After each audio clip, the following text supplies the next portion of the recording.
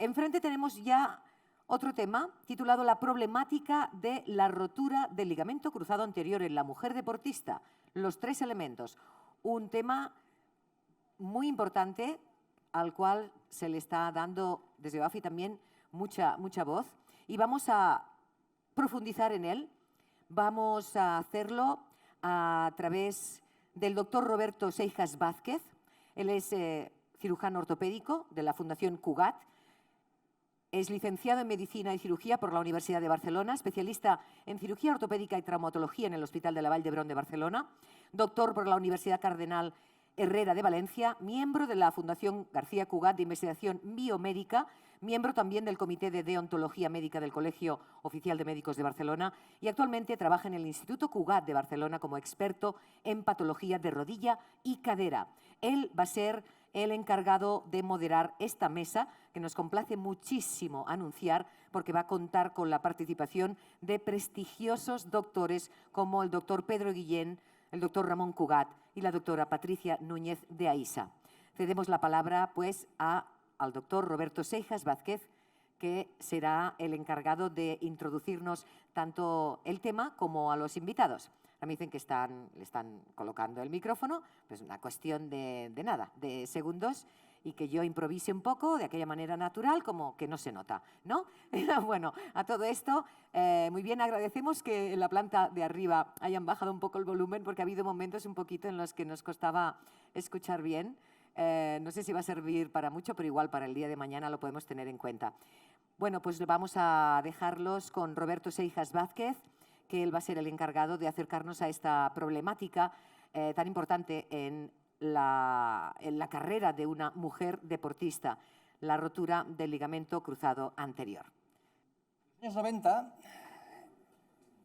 descubrieron que los pacientes que llegaban a urgencias con un infarto de miocardio tenían una mortalidad diferente si eran hombres o mujeres. Se descubrió que las mujeres tienen una mortalidad mayor. Y más allá del comportamiento biológico de la placa de ateroma que pueda haber, lo que se descubrió fue algo muy obvio a ojos de la actualidad, y es que la forma en cómo se manifestaban los síntomas de estos infartados era diferente. En la carrera yo recuerdo que cuando nos hablaban en cardiología de los síntomas de un infarto de miocardio, nos hablaban de aquel dolor precordial con irradiación hacia el brazo. Y cuando un paciente en urgencias entraba así, con un dolor precordial, con dolor hacia el brazo, pues uno rápidamente pensaba en que podía tratarse de una persona infartada. El problema es que en mujeres la manifestación más frecuente no es ese dolor precordial que se irradia hacia el brazo, sino un dolor epigastrálgico que se parece a una úlcera. Y el problema es que la propia paciente y los profesionales que la atienden pues piensan que es una úlcera y por tanto se tarda en diagnosticar y por tanto su mortalidad aumenta. Esto en los años 90 ya se empezó a ver y poco a poco se vio que no todo tiene que verse con una mirada masculina. Y es lo que hoy en día sabemos y hablamos de la mirada de género. Pues bien, no solamente estas patologías cardíacas, sino muchas otras patologías como las que hoy hablaremos, como el ligamento cruzado anterior, que no todo ello, pero muchos aspectos en relación a su lesión tienen que verse con esa perspectiva de género. Y es importante que lo entendamos así. Y para ello, hoy vamos a tener a 3 personas. Si ha llegado la doctora Núñez, sí, perfecto. Que el doctor Vergés amablemente les ha llamado los 3 elementos, el carbono, puede ser, ¿no? Y el nitrógeno y el oxígeno, seguro, elementos esenciales de la vida, que es un poco la idea que tenía. Hace unos años, hace un par de años, que en Castelldefels, en Barcelona, organizamos un congreso específico de lesiones de cruzado anterior en mujeres. Nosotros estamos ligados a la mutualidad de futbolistas y detectamos algo grave, algo potencialmente grave, porque cada vez, afortunadamente, hay más mujeres jugando a fútbol, pero eso conlleva que proporcionalmente tenemos muchísimas más lesiones de cruzado. Hay una asociación, hay un incremento exponencial de la presencia de estas lesiones y lo primero que como científicos nos tenemos que preguntar es por qué pasa esto. Hoy vamos a analizar diversos aspectos de causas, de tratamiento, de diagnóstico, de perspectivas de futuro con estas tres especiales personas que, si estamos dispuestos, pasaría a presentar. Primero, por orden como los tengo en lista, la doctora Patricia Núñez, de ISA, que es graduada, por favor, un aplauso, graduada en Medicina en la Universidad Autónoma de Madrid, especialista en Medicina Física y Rehabilitación en la Fundación Jiménez Díaz de Madrid. Por favor, siéntese. Su máster en Traumatología Deportiva en la UCAM y hizo su fellowship en el Hospital de Asperda, Sports Medicine, en Doha, en Qatar, uno de los mejores hospitales que hay del mundo. Ha trabajado para los equipos olímpicos de rugby, del Spain Sevens, en el Comité Paralímpico Español en los Juegos de Tokio en el año 2020 y actualmente es responsable, es directora de Ripoll de Prado Sports Clínico en Madrid. Es centro de excelencia FIFA, donde actualmente trabaja. Gracias por estar aquí, doctora Núñez. Tenemos también a un profesor mítico de aquí de Madrid, ya es madrileño de adopción, me parece a mí, doctor Pedro Guillén. Por favor, un aplauso para él. Presidente en la Clínica Centro, especialista en cirugía ortopédica, traumatología, miembro numerario de la Real Academia Nacional de Medicina de España, honor en la Real Academia Nacional de Farmacia y de la Real Academia de Ciencias Veterinarias, y es catedrático de Traumatología del Deporte en la Universidad Católica de Murcia. Bienvenido, doctor Guillén. Por favor, tome asiento. Y finalmente tenemos otro elemento que decía el doctor Vergés, doctor Cugat, Ramón Cugat, por favor. Licenciado en Medicina y Cirugía, especialista en cirugía ortopédica, traumatología, director del servicio del Instituto Cugat y codirector del Servicio de Traumatología del Hospital de Quirónsalud, profesor asociado en las facultades de Medicina de la Universidad de Barcelona y de la UIC de Barcelona. Y lo que a él más, tenemos una estrecha relación, lo que más le gusta es sobre todo la fundación, es presidente de la Fundación García Cugat para la investigación biomédica y está muy orgulloso de ser miembro, además de ser presidente del Consejo Médico, es miembro activo de la Mutualidad de Futbolistas Españoles en su delegación en Barcelona. Bienvenidos los tres. Tenemos bastante tiempo para debatir diversas cosas. A mí me gustaría, porque a veces los que nos dedicamos más a la patología, en este caso del cruzado y en el mundo del deporte, hay cosas que las tenemos como muy aceptadas y a veces vivimos en nuestra propia burbuja, pero yo creo que habría que empezar con algo que es básico, y es decir, yo he hablado de que hay unas diferencias o hay unas especiales prevalencias altas en mujeres respecto a hombres. Hay esta diferencia que hablaba de la perspectiva de género que tenemos entre hombres y mujeres en el mundo del fútbol. Y empezaré preguntándole aquí a mi mentor, al doctor Cugat, porque yo sé que a él le gusta mucho y la pregunta es muy sencilla. ¿Realmente las mujeres se rompen más el cruzado que los hombres? Sí. Bueno, normalmente esto lo tenemos calculado, comprobado en la Mutualidad de Futbolistas Españoles en Cataluña. ¿Qué nos pasa? Que hemos visto que por horas y partidos jugados, cada vez que se rompe un chico, el cruzado anterior se lo rompen de 3 a 3,5 las chicas. Esto pues nos dio mucho que pensar hace ya años, no es de ahora, ya llevamos años, y de tal forma que hemos querido estudiar a ver qué pasaba.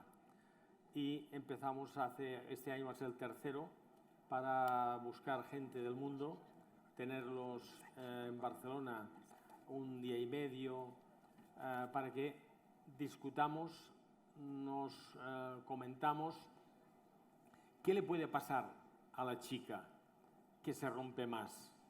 Hay menos, Yo creo que ahora en la catalana, allí en Barcelona, en Cataluña, tenemos este año 230.000 licencias que cubrir en mutualidad, fútbol base catalán, allí en Cataluña, como decimos. Y de ellas, pues posiblemente haya unas 25.000 chicas aproximadamente. Y claro, da mucha pena ver que las chicas se rompen tanto. estamos estudiándolo. Yo creo que es un momento aquí, no voy a hablar yo solo. Aquí tenemos a dos maestros más. Doctor Guillén, esto que comentaba el doctor Cugat, el cruzado se rompe por una serie de variables, una serie de razones. En su experiencia tan dilatada, no solamente con futbolistas, sino con todo tipo de deportistas, ¿cuáles son las causas que usted cree que tienen más impacto en estas lesiones, especialmente en la mujer, para la lesión del cruzado anterior? Bueno, muchas gracias, doctor Vergés. Un año más estamos aquí. Nos ha fallado de los borregos. Bueno, el cruzado anterior a la rodilla se le conoce por el menisco, no por el ligamento cruzado anterior. El cruzado anterior se conoce más, pues, por el deporte. La mujer se lesiona más porque tiene menos musculatura que el hombre en piernas, en general. Se habla de una anchura de caderas con un descenso que hace un valgo luego en las rodillas, que luego que tiene una rótula alta. Si vosotros veis un partido de fútbol de chicos y chicas, el chico salta con una soltura porque lleva aprendido mucho tiempo. Y las chicas tienen todavía que llevar más tiempo aprendiendo el deporte. Y tú ves con una majeza saltar el atleta hombre y ella ya no sabe tanto hacerlo. Lo va a aprender porque es cuestión de tiempo. Pero yo pienso que el valgo de rodilla o la rótula alta con una musculatura más débil es una de las causas. Luego se van a hablar de causas de tipo hormonal, que yo no entro en eso, porque yo pienso que el ser humano está hecho de tan perfecto que eso no va a inmiscuir en ninguna tarea. Lo he pensado toda mi vida. Pero claro, buscan si la época de tal, bueno, habrá. Yo creo que la mujer se rompe un poco más, lo ha dicho muy bien, y pienso que pero no olvides que el ligamento cruzado anterior es una autolesión fortuita. Nadie en el deporte salta y cae y se ha roto el posterior. Nadie. Se rompe el anterior. Yo tengo la seguridad que es porque el posterior no forma parte del pivo central. Está por detrás. Y cuando uno salta y cae una pierna y rota y se ha roto el cruzado, se puede romper el cruzado, un cartílago o un menisco, pero el posterior nunca. El posterior necesita una retropulsión tibial.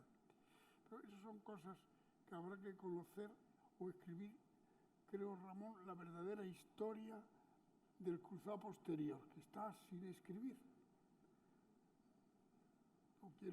Seguimos. Ese es otro tema.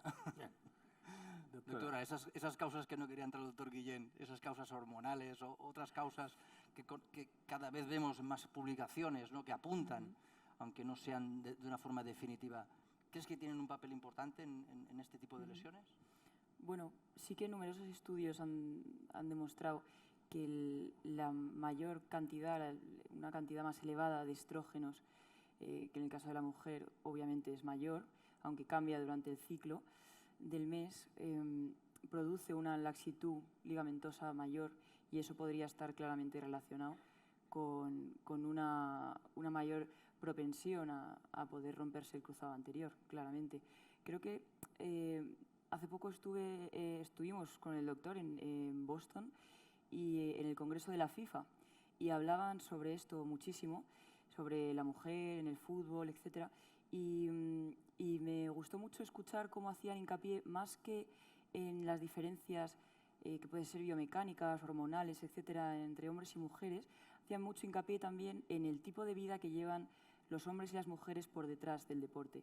El nivel de profesionalidad, como decía el doctor, porque la musculatura, aparte de genéticamente que somos distintos, está clarísimo, hay un componente social, ¿no?, que muchas mujeres entrenan mucho menos que los hombres, que serían sus iguales, ¿no?, en ese deporte. por tiempo, por medios, por tener otras cosas más. Y claro, luego en el rendimiento se nota muchísimo.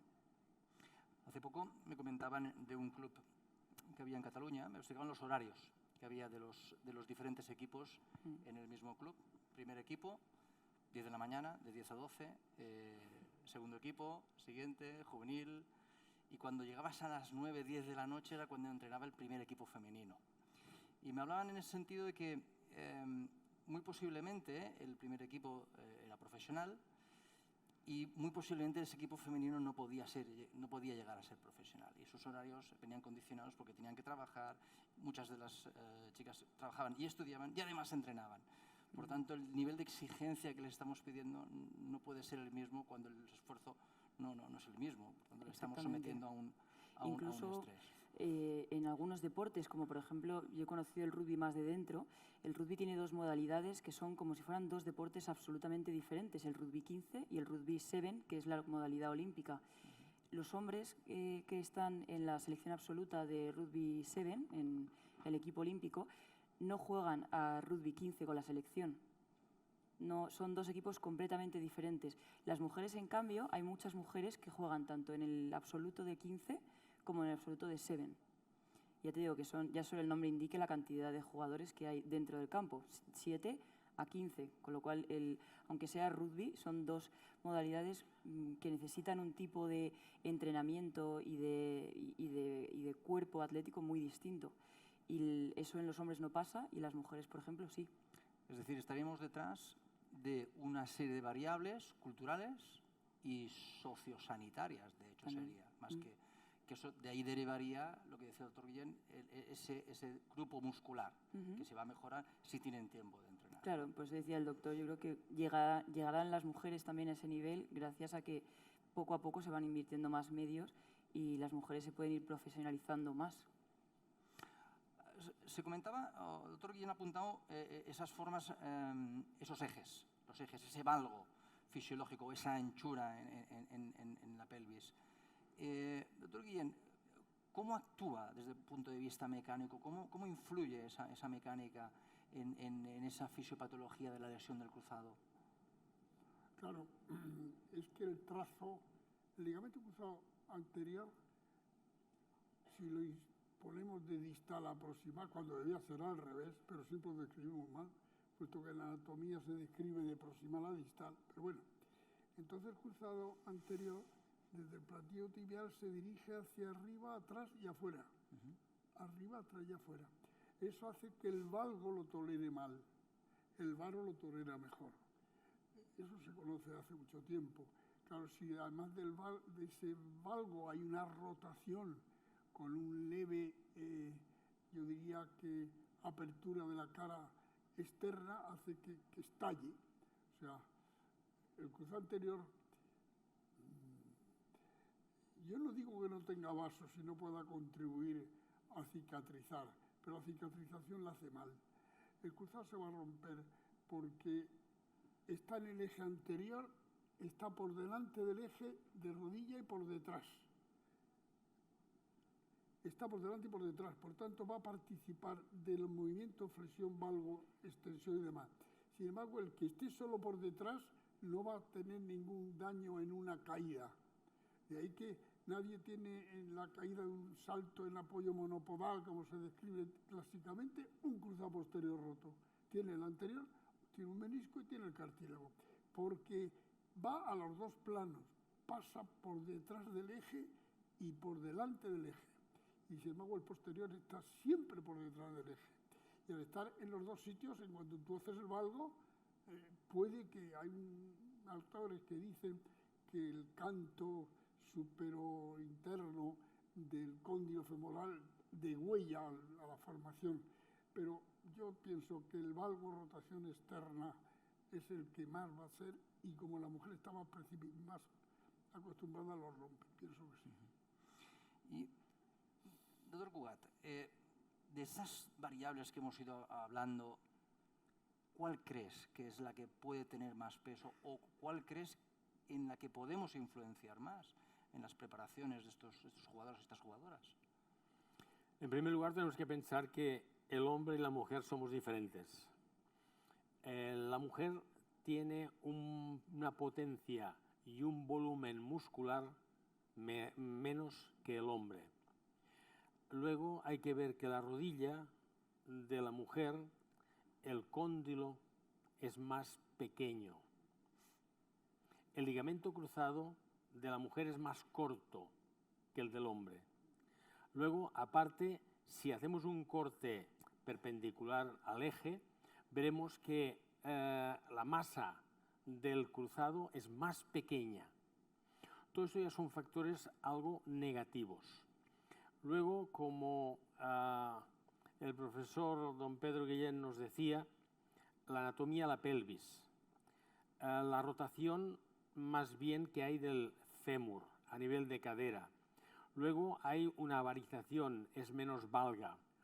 ¿Qué sucede? Que al ser menos valga tiene que el fémur tirar para adentro y luego la pierna se va para afuera. Deja una rodilla en valgo, que es el momento adecuado de romper un cruzado, que lo más normal es sin contacto y sí el jugador solo. Hoy en día los niños de 7, 8, 10 años se les rompen ¿cómo? Se les clava la bota, los tacos al suelo. Ellos mismos giran, hacen una flexión de rodilla, hacen un valgo y esta rotación ellos solos a los 7, 8, 9 años ya se lo rompen.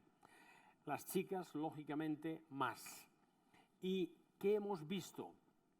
En un estudio que hicimos en la Mundial de Fútbol Españoles, vimos que el chico y la chica, hasta los 13, 14 años, cuando viene la menarquia, se rompen todos igual. Pero a partir de la menarquia, la mujer se empieza a romper más. Lo cual quiere decir que aquí, en los factores hormonales que nosotros no sabemos, algo tiene que ver. Luego la mujer, cuando la cadera y la rodilla no le permite la flexión como al hombre. La mujer cuando salta con la rodilla prácticamente estirada y no amortigua tan bien como el hombre. Que el hombre no es saltar de pie, sino saltar, saber encogerse, porque es el momento que la rodilla queda más bloqueada y no tiene, puede ahorrarse parte de la rotación interna, como decías, ¿y quién va a pillar primero? El cruzado anterior. El cruzado posterior se escapa siempre en este movimiento, mecánicamente se escapa. Luego tenemos otro factor, los pies de la mujer son más abiertos. La mujer, el hombre es más con rotación interna. La mujer los pone más en pronación. El hombre los lleva más en supinación. Todo esto hace que esta cadena mecánica pues quede alterada. ¿Y qué le pasa? Que queda desprotegida. Pero luego dentro de todo esto yo creo que hay un factor que puede ser uno de los más importantes. La velocidad de conducción del nervio a nivel muscular en la mujer es lento, mucho más lento que no en el hombre. De aquí que cuando hay un movimiento y que rápidamente toda la propiocepción tiene que informar a nuestro cerebro, cuando vuelve a decir contráete, ya no se puede contraer porque ya se ha roto el ligamento cruzado.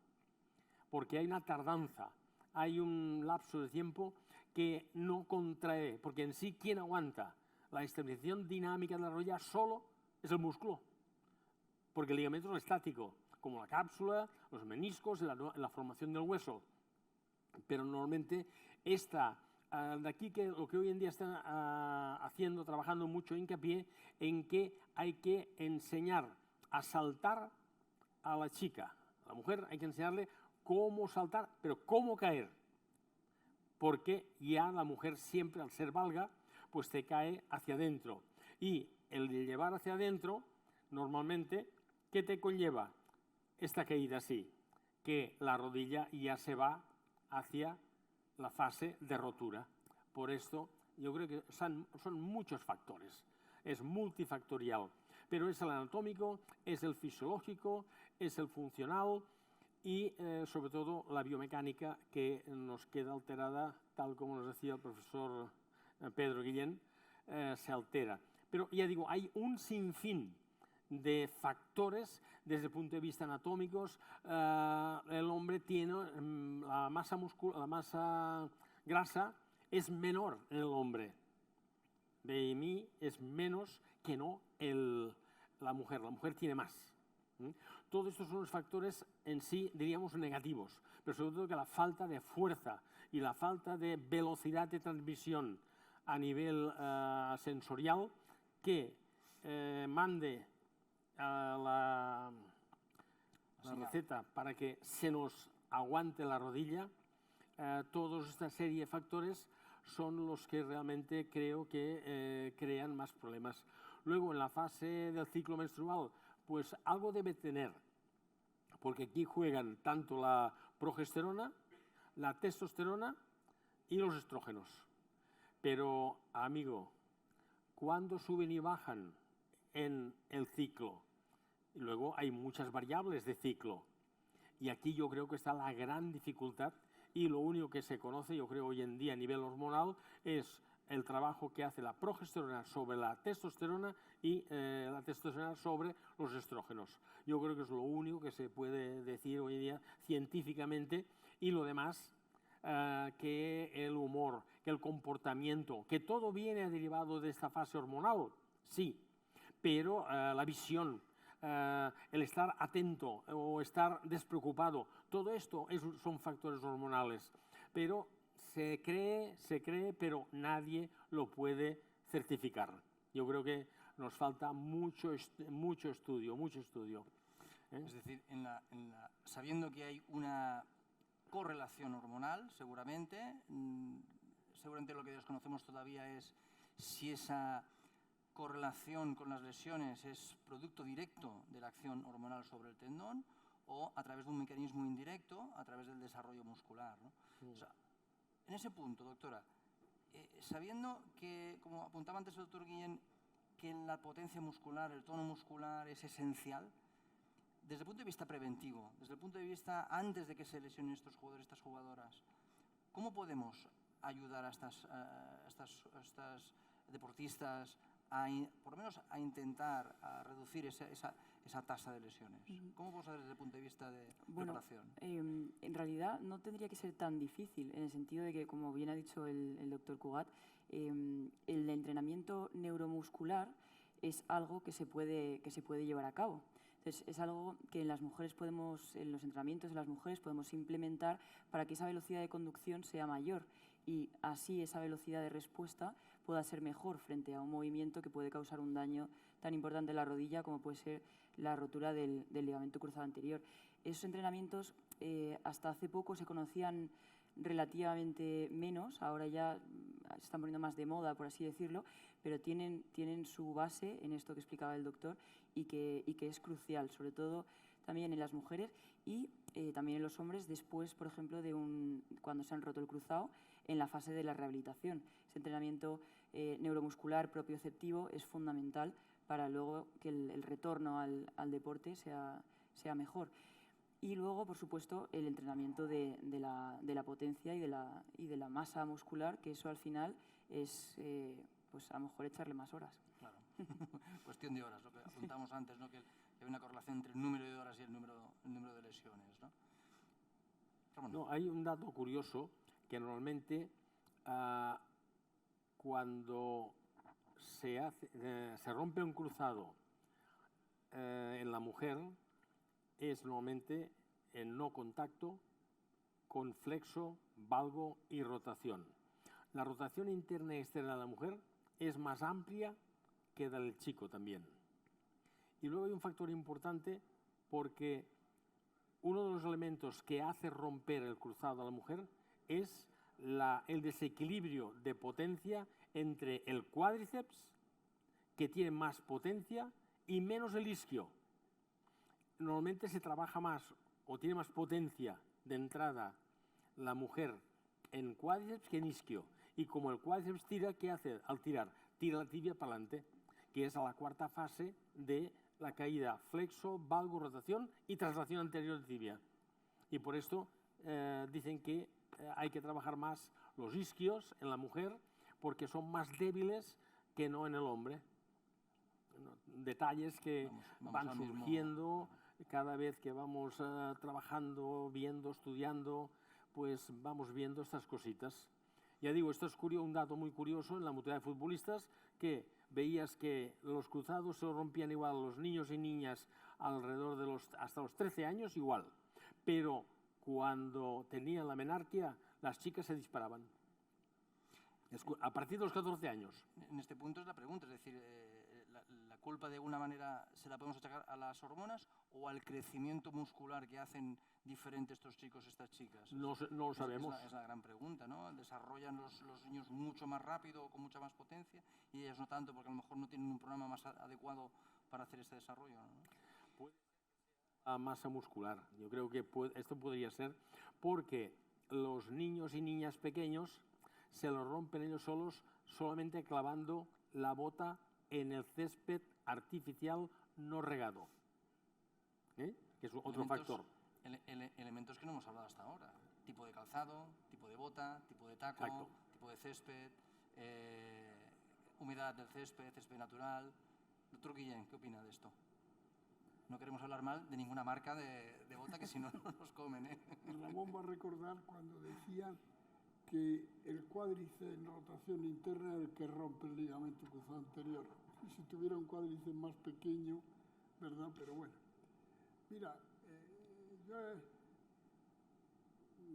hace no mucho, con uno muy mayor que usaba unos tacos de una forma y otros de otra, yo he vivido todas las historias que han contado, pero si el taco es redondo, si el taco es alargado, parece ser que el menos malo es el redondo, el menos malo, pero todo depende de esa caída en apoyo monopodal. Si en apoyo monopodal y con valgo, como ha dicho, va a saltar, da lo mismo en césped de uno y otro.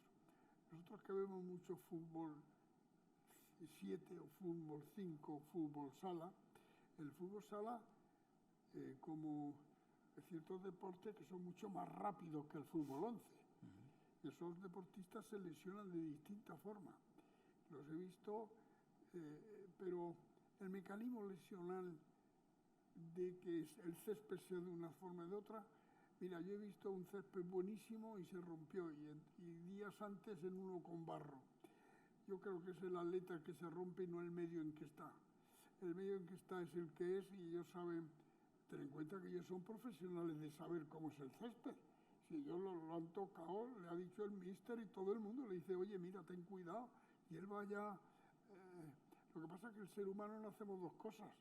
Yo no creo en la prevención del LCA, yo no creo en ella, porque para que tú hagas prevención, pues tienes que no hacer un determinado ejercicio que si no lo haces, el míster no te va a poner.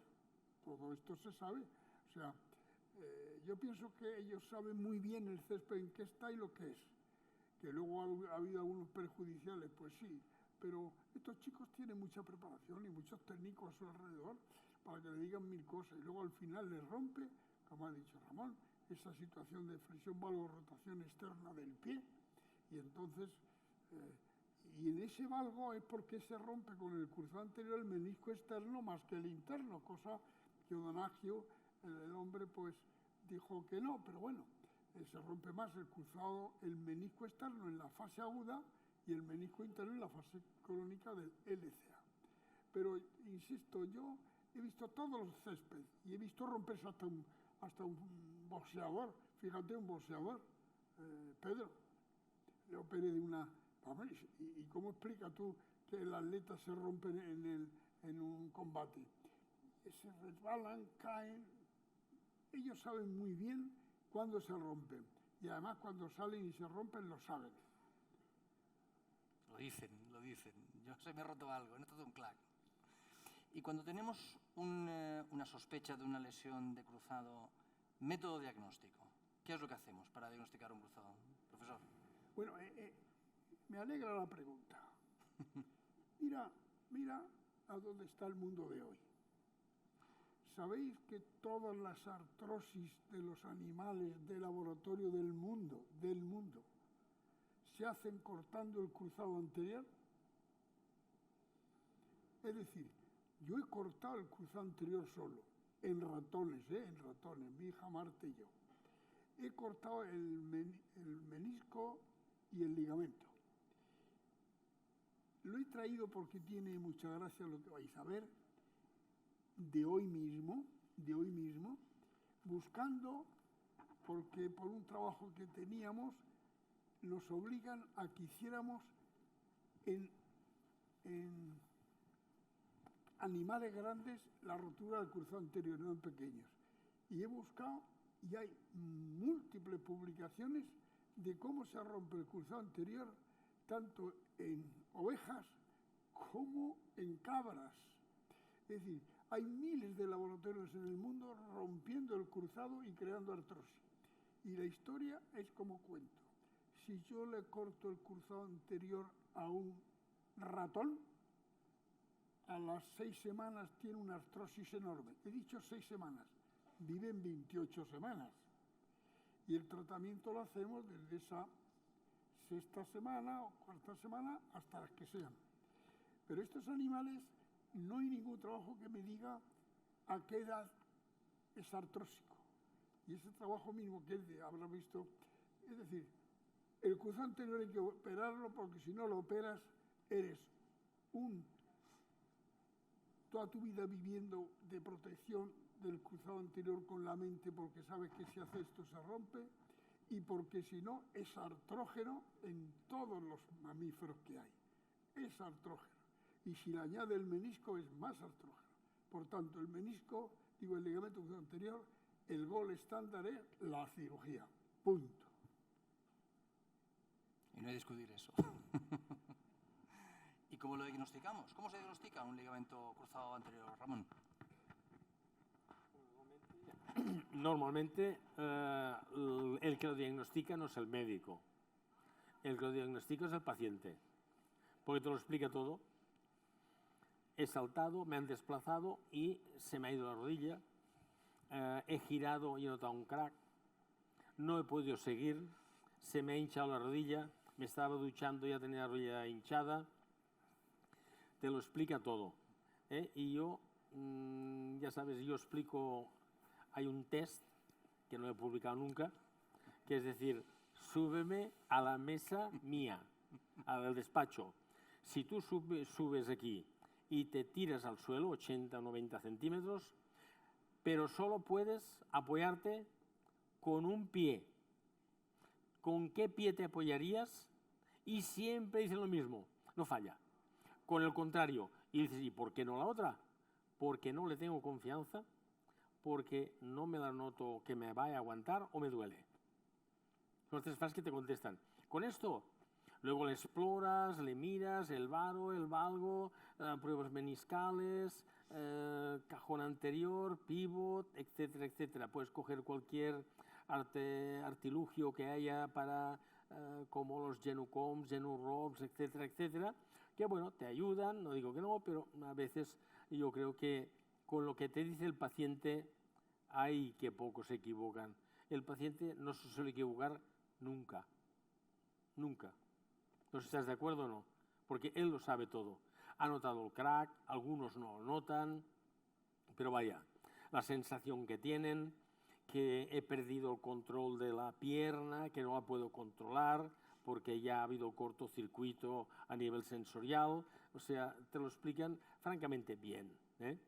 Y bueno, una vez tienen el diagnóstico, pues luego haremos el tratamiento. Tratamiento, normalmente pues la escuela Centro es más de isquiotibiales. Y aquí somos muy amigos, pero somos contrarios. Mira por dónde. Somos del hueso tendón hueso. Somos de más rigidez. Pero bueno, yo creo que lo que hay que hacer es operarlo. Operarlo y bien, lo mejor posible. Y después de la operación, rehabilitarlo muy bien. Porque una rodilla que no está rehabilitada no sirve para nada. Vale más que no la toques. Si no la has de rehabilitar, no la operes, que igual a la artrosis. Y corregir si hay pues alguna deficiencia meniscal. Hay que mirar siempre hoy en día, hay una tendencia a la sutura, a preservar, diríamos, toda la biomecánica, las cargas de transmisión de fémur a tibia, suturando lo máximo que puedas, si no, pues hay que sacarlo, pero ya empiezas a dejar un problema en la rodilla que por muy bien que quede el ligamento cruzado, pues se va a camino de un desgaste artrósico. Y en ese proceso diagnóstico de la propedéutica clínica que hablabais, ¿no? De la exploración clínica, la historia clínica que da el diagnóstico. Me he dejado la resonancia magnífica. Ahí va yo, ahí va yo. Porque seguramente sabéis que sí, el diagnóstico lo hacéis, seguramente no tardáis más de 30 segundos en hacer un diagnóstico de este tipo. Pero ahora no existe diagnóstico si no existe una resonancia y no existe una radiografía. No puedes diagnosticar, ya no sabes diagnosticar. Doctora, te voy a atacar a ti, no voy a dejar a ellos tranquilos. Porque sé que sufres en tus carreras también en la presión de no me va a hacer una resonancia. Supongo que sí, una resonancia también, ¿no? Sí, hombre, es verdad que luego una cosa es la teoría, otra cosa es la práctica, ¿no? Pero yo creo que los doctores estaban de acuerdo en que pedimos demasiadas resonancias, porque el diagnóstico la mayoría de las veces está muy claro, a no ser que el paciente, si no le puedes explorar correctamente porque tenga mucho dolor o cualquier otra cosa, la historia que te cuenta, porque se nota, por experiencia, cuando se te rompe el cruzado, es que notas que algo ha pasado. Y si se te rompe el de la otra pierna, ya sabes que ha sido eso, porque recuerdas perfectamente la sensación. Entonces, es verdad que el preguntarle al jugador cómo ha sido exactamente te da unas pistas enormes sobre si puede haber esta lesión o no. Es verdad que la resonancia muchas veces no es solo para diagnosticar el cruzado, sino los daños añadidos que puede haber en la rodilla. Una lesión condral, por ejemplo. Correcto. Y cuando vamos, parece que estamos todos de acuerdo que un cruzado hay que operarlo. Y como estamos hablando de diferencias entre hombres y mujeres, ¿nos planteamos en algún momento hacer, si es un hombre, es una mujer, hacer algún gesto quirúrgico aparte de la reconstrucción del cruzado, algún gesto extra por el hecho de que a lo mejor tiene más valgo de rutina, o nos planteamos ante una paciente respecto a un paciente varón alguna diferencia desde el punto de vista quirúrgico, profesor? Mira, la sangre es un huésped no habitual de una articulación. No hay sangre en ninguna articulación. Si tú pinchas esa rodilla y tiene martros, se ha roto el cruzado anterior. Lo que pasa es que no sé por qué no pinchan la rodilla, si es el más barato de todo. Mira, ayer vimos un chico muy joven, viene y ha tenido un mecanismo que pensaba yo que era cruzado. Ramón, fíjate, estaba contando y me pensaba que era. Y digo, ¿y qué tal? Y dice, no, ayer no se me hinchó, se me ha hinchado esta mañana. Me desperté. El derrame de los lunes no es de un cruzado anterior. El cruzado anterior llora sangre en el momento y es sangre negra. Si tú le pinchas y ves el de martros, bueno, a pie de pista, que yo defiendo al médico a pie de pista, es una precipitación y tantas cosas como ocurren allí, que allí no puede hacer más que el Lachman. El resto de cosas, cuando vas al vestuario, ya hay defensa, hay dolor, hay contractura y no hay quien le haga un Lachman ni nada. La hace el señor que está a nivel de pista. Pero olvidamos que la sangre te lleva al diagnóstico. Y luego hacer la resonancia. Y este chico no tenía un cruzado, porque al pinchar le ha sacado un líquido sinusal grandísimo. Digo, podía ser una rotura crónica del LCA, quiero decirte, porque no era fácil. Pero el hematie no es un huésped habitual, y el control de la hemartrosis yo lo he leído en el libro mejor que como lo describe Smiley. El Smiley es el padre de más cojos del mundo. Él dijo que el menisco era un resto embrionario que había que quitarlo. Y tiene más cojos que nadie en el mundo. Y nacimos en esa cojera, ¿eh? Lo que pasa es que otros nos rebelamos y hicimos otra cosa. Pero es un meniscocidio lo que hizo ese hombre toda su vida. Un meniscocidio. Es decir, la sangre, el derrame inmediato tardío y el que ha visto a nivel de pista que hace esto, lleva un diagnóstico ya hecho. Y si me dices si operar o no, te he dicho que sí. y tiene los diagnósticos, pero nadie se atreve a no hacer una resonancia hoy, tú lo sabes. ¿Cómo tú te vas a meter a poner a hacer esto sin una resonancia? Eso no se atreve nadie. Y los deportistas pueden hacérsela cada 6 horas, y es posible, ¿eh? O sea, no te creas que no es. Ellos, y además se lo hacen encantado, ¿eh? Van, entran, se ponen, pero, y ya luego, una vez que tienes diagnosticado, tienes que mirar. Hay edema óseo, como sabemos, que es el FICE, la fractura impactada del compartimento externo e interno, que tienes que valorar. Y luego el menisco externo piensa en él en la fase aguda y el menisco es para fase, y el interno para fase más crónica, y piensa que el estándar oro del tratamiento, la cirugía. Uno u otro tendón. Él sabe como yo que en Estados Unidos están poniendo como primera medida un tendón de cadáver. En Europa no se hace eso todavía, pero allí se hace. Hay ahora una tendencia de unos que yo conozco, se llama Sherman, que habla del tratamiento que me parece una chulada, que es aquel que se ha roto de arriba y no se ha desplazado, le pasa un hilo desde abajo en los túneles, pasa el hilo, que tienen que hacer una sutura a ese nivel, y hace un agujero, dice, un agujero de 2 milímetros, que es menos artrosante que el de 7 u 8 que hacemos nosotros, 9, lo cual me parece una... Pero bueno, este pasará a la historia y será el que tienes que estar toda la vida pendiente de tu rodilla. El que no se opera, toda su vida va pendiente de su rodilla. Y el que se opera es el que puede volver a competir. Si no, al nivel que estaba antes, no lo va a lograr nunca. ¿Y en mujeres específicamente? ¿Haríamos algo especial? Mira, ¿O de entrada no? Yo opero a muchas mujeres, atletas y no atletas. Y yo siempre me conduzco igual. Quizá, y Ramón y yo estaremos de acuerdo, se plantee si en la mujer con un valgo y una rótula un poco alta debías hacer un marco externo, añadido al tiempo intraarticular. Yo no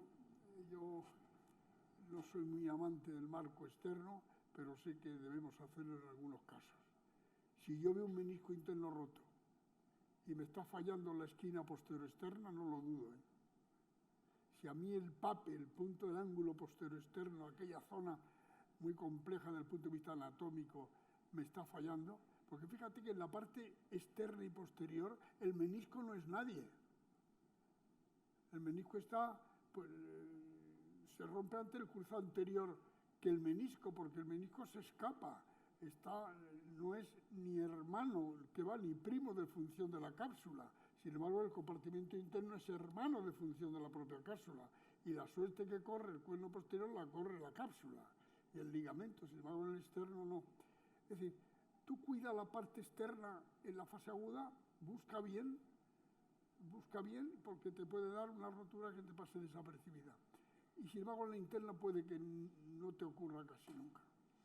O sea, Ramón, individualizar el tratamiento, ¿no? Lo que dice aquí el profesor, yo creo que es más la indicación, más que diferenciar hombre y mujer, individualizar el caso, y este caso necesita este gesto o no necesita este gesto, ¿no?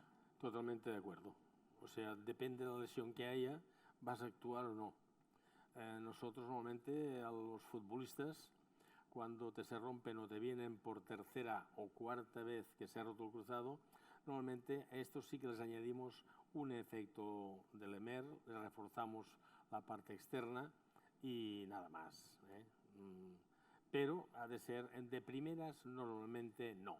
A no ser que te encuentres con una chica que tiene una laxitud, no inestabilidad, sino laxitud muy grande en la rodilla puesta y la inestabilidad de la rota.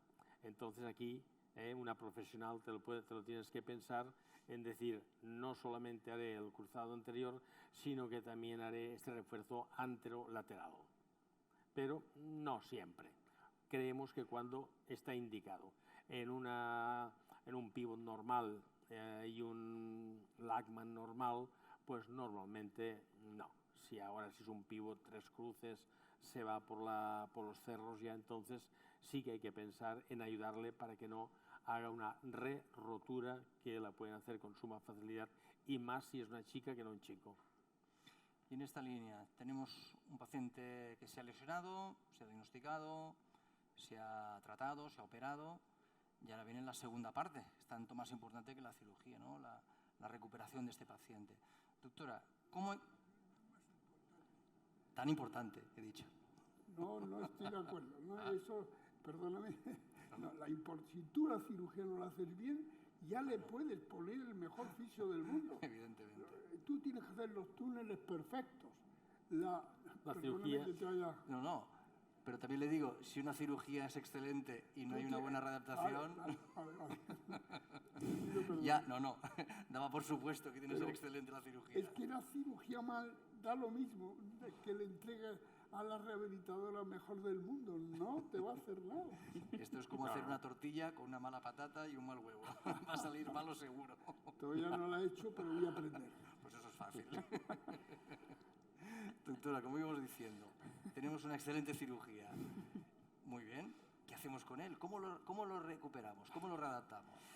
Bueno, pues sobre todo lo más importante es que el deportista entienda los tiempos biológicos de los tejidos, el tiempo que va a tardar el injerto en volver a ser parte de la rodilla, porque claro, al final estamos cambiando cosas de sitio, poniéndolas en otro sitio, nuestra rodilla y nuestro cuerpo, nuestra cabeza tiene que volver a integrarlo como parte de la rodilla, ¿no? y de nuestro cuerpo. Entonces, eso es muy importante al atleta explicárselo muy bien e ir de la mano con él o con ella para estar seguros de que no nos saltamos ninguna fase. Yo creo que eso, por ejemplo, en muchos sitios lo que falla es que pasamos del gimnasio al campo directamente, sin hacer una readaptación bien hecha, un sports specific, que se llama, una rehabilitación adaptada para el deporte que practica esa persona. Claro, eso implica un equipo multidisciplinar bastante complicado, bastante complejo. Aparte, obviamente, del cirujano, el médico rehabilitador o médico deportivo, el fisio, el readaptador, el que se dedica al fitness. Son muchas piezas que hay que encajar y eso, encontrar un sitio en el que se pueda hacer todo eso de manera pues concatenada es bastante difícil, pero yo creo que el truco y el quid de la cuestión está en eso, en ir paso a paso sin saltarse nada y hasta que uno llegue otra vez al nivel que estaba buscando. Y eso pues tiene una duración, ¿cada de cuánto? Pues depende de muchos factores, claramente, tanto del deportista como del tipo de cirugía que le hayan hecho. No es lo mismo que además toquen el menisco que no lo toquen, no es lo mismo que el posoperatorio haya ido de una forma o de otra y, por supuesto, no es lo mismo cómo se vaya desarrollando la masa muscular y la propiocepción de la rodilla. Entonces, bueno, por eso hay personas que tardan a lo mejor 8 meses en volver y otros que tardan 13. Y en esa línea, tampoco es lo mismo cuando estamos hablando de qué tipo de paciente hablamos. ¿Es un paciente profesional o un no profesional, ¿no? Ramón, por ejemplo, la mutualidad de futbolistas, el manejo de un jugador o una jugadora que se ha roto el cruzado, que es amateur, que tiene su trabajo, tiene sus estudios y tiene muy poquito tiempo para recuperarse, no tiene nada que ver como el jugador profesional que tiene su club, que tiene su entorno, el famoso entorno, que todo el mundo opina y a veces no opina a favor del jugador. Sí, esto puede pasar. Normalmente, pues claro, nosotros la Mutualidad de Futbolistas es una organización benéfica y no tenemos los medios que puede tener un equipo profesional, diríamos de primera división. Pero ¿qué hacemos? Les dejamos operados, un vendaje y les dejamos unas tiritas de plástico aquí al lado, de yeso, y a las 24 o 48 horas le cambiamos y un vendaje con una rodillera hasta el 7º día. Y al 7º día vienen y empezamos ya la rehabilitación. Nada de forzarlo, sobre todo la base para nosotros es que el ligamento nos haya quedado isométrico. Quiere decir que tanto la misma tensión tendrá en extensión como en flexión. Si es así, normalmente pues van solos. De aquí que le digas, le enseñas, le sientas encima de la camilla, le dices, mira, vas a doblar con suavidad y cariño, y poquito a poco, los 90 grados, a ver si el primer, segundo día los puedes obtener. Y luego incluso los últimos grados que se ayude con la otra pierna.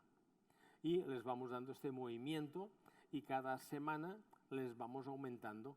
Siempre un vendaje elástico para que no se hinche más la rodilla, decirle que se ponga 3, 4, 5 veces al día, 10, 12 minutos de hielo y que ande con 2 bastones normalmente unas 6 semanas, que el ligamento pues vaya madurando, en sí va cicatrizando.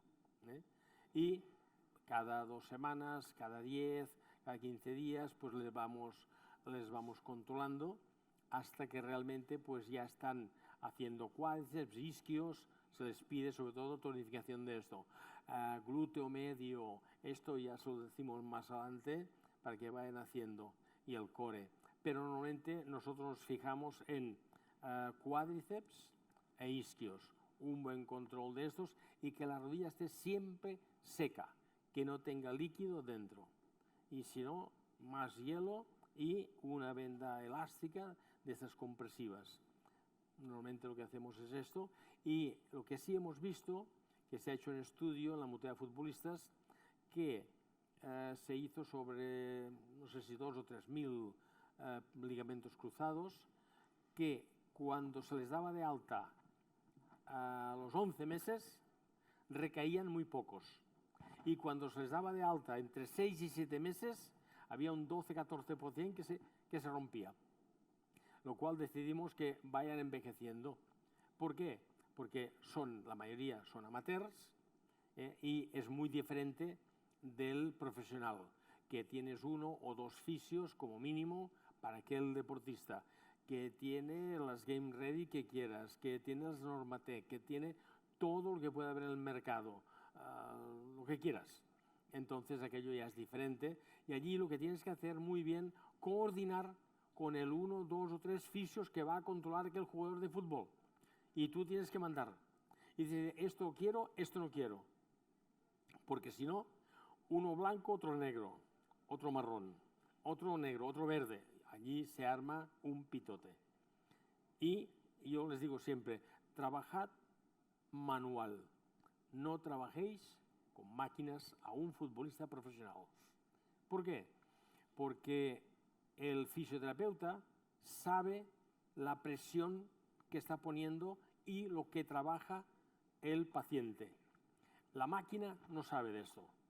La máquina dice 10 kilos, 15 kilos, 2 kilos, 8, pero no sabes cuándo se cansa. Dices 10 veces, 20 veces, pero no todos aguantan 10 o 20 veces. Y esto el fisioterapeuta tiene que saberlo muy bien. Y tiene que saber que la extensión de tibia a los últimos 15 grados hay la traslación anterior y que podemos hacer daño al ligamento en una fase que todavía no esté madura. Son una serie de condicionantes que para mí, estos protocolos que hay no sirven. Es el día a día. Cuando te venga el paciente, túmbalo, fuera pantalones, toca la rodilla, tiene líquido, no tiene líquido. A ver, un ligero Lachman con suavidad y cariño, no boom, boom, boom, no trompazos, lo puedes romper. Y así te das cuenta, esta rodilla está como ayer, pues vamos a seguir trabajando. Oye, que esta rodilla se ha hinchado algo, algo hemos hecho mal, ayer trabajamos demasiado. ¿Hay que hacer una sesión al día? Pues sí, cuando puedas haremos 2, depende cómo vaya el nivel de masa muscular, la tonificación y el ángulo de movilidad. ¿Que esto nos va bien? Y ahí iremos siguiendo para arriba, progresivamente. Pero cada día hay que hacer una revisión de la rodilla. No vale 10 días este ejercicio, 20 días el otro. Para mí esto no sirve, porque es un descontrol entre rodilla y fisioterapista. Sí. Cuando empieza el mundo del deporte en España, el jugador era un trabajador por cuenta ajena. Y entonces le dijeron a los clubes, tiene usted que asegurar a los jugadores. No estaban asegurados, entonces aseguran los jugadores. Y yo estaba en una mutua y bueno. Y entonces los aseguran, pero claro, no le voy a pagar al jugador que está de baja la mutua patronal se está riendo lo que gana en un mes, porque si no se arruina la mutua patronal.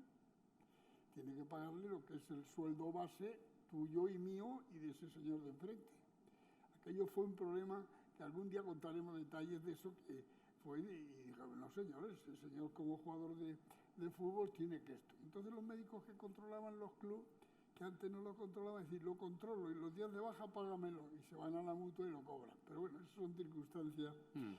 Pero cuando empieza esto, Ramón, yo le dije a los clubes, tenéis que tener fisioterapeuta, que no tenían, que nosotros teníamos muy buenos, porque FREMAP ha tenido siempre un servicio de fisioterapia buenísimo. Y entonces decía yo, tienes que tener tú en el equipo, porque si pasas 7 meses aquí, cuando vaya allí, puede que no estés tú ni el médico, ni el míster sea el mismo, y los jugadores sean otro, y el presidente sea otro. Tú no puedes estar tanto lejos de tu escenario tienes que estar cerca. Y fue cuando se empezó, y fue una de las cosas. Pero yo te voy a leer una frase que yo cuando me invitan a una cosa siempre lo preparo. El día que no lo prepare me pondré malo para no ir. Pero mira, esta frase es de Smiley, que lo tiene en el libro de rehabilitación, y dice, debemos reconocer que el éxito de cirugía ortopédica y traumatología, que no sucede en otras especialidades de la cirugía, depende en gran medida de la voluntad de recuperación. ¿Qué es lo que has dicho tú? El deportista quiere curarse siempre, siempre. Puede que no quiera operarse porque se acaba el contrato. Esto ya es harina de otro costado. Pero que cuando lo hace es eso. Y es una frase buena, es una cosa que no se da en ninguna otra cirugía, la voluntad de recuperación. Totalmente de acuerdo. Nos quedan ya, a veces acabarnos tiempo. Si alguno quiere preguntar, si no... Una pregunta muy rápida para los tres. ¿Cuándo pueden volver a jugar los futbolistas? ¿Cuándo les dejamos volver a jugar? Mira, eso siempre es una discusión eterna.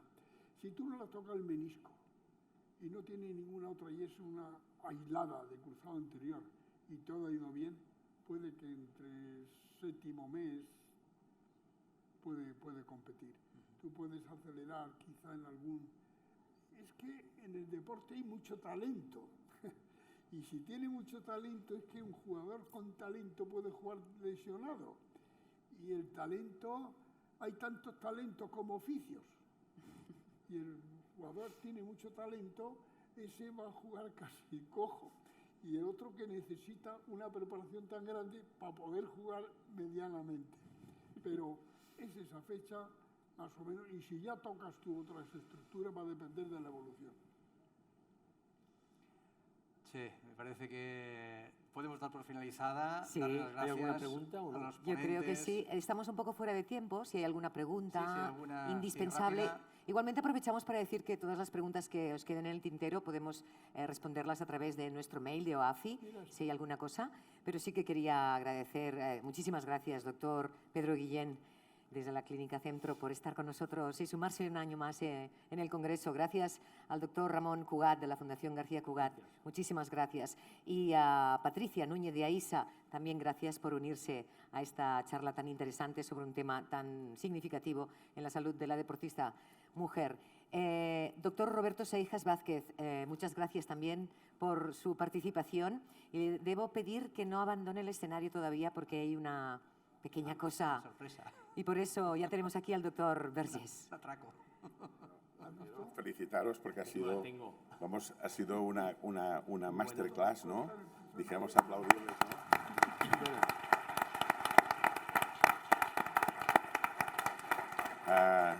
Parece mentira, ¿no? Como que bien lo explican, ¿no? Y lo difícil que es, ¿eh? Lo difícil que es, ¿no? Y cada paciente. Nosotros sabéis que cada año pues hacemos un detallito a personas que ayudan mucho y colaboran mucho con OAFI, ¿no? Y el profesor Guillén y el profesor Cugat ya lo tienen, pero hay Roberto Seijas que no lo tiene. Entonces hemos pensado con el doctor Villalón y con todo el equipo de OAFI de hacer un pequeño detalle y pasar a formarte del club, dijéramos, de los de OAFI y de la Fundación de Madrid.